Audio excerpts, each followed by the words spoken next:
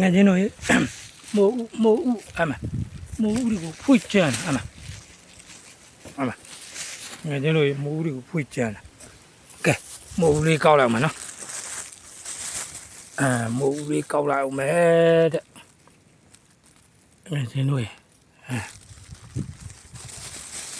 ကဲငယ်ချင်းတို့မိုးဥလေးကောက်လိုက်အောင်မယ်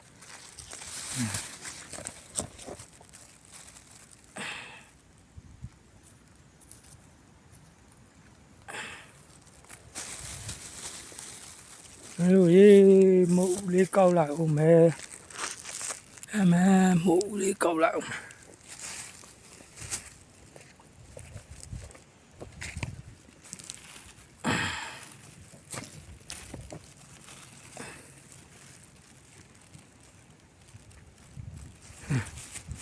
ခင်ဗျားတို့မိုးကောက်နေငယ်ချင်းတို့မိုးကောက်နေတယ်လောတယ်ငါစုပ်ကတော့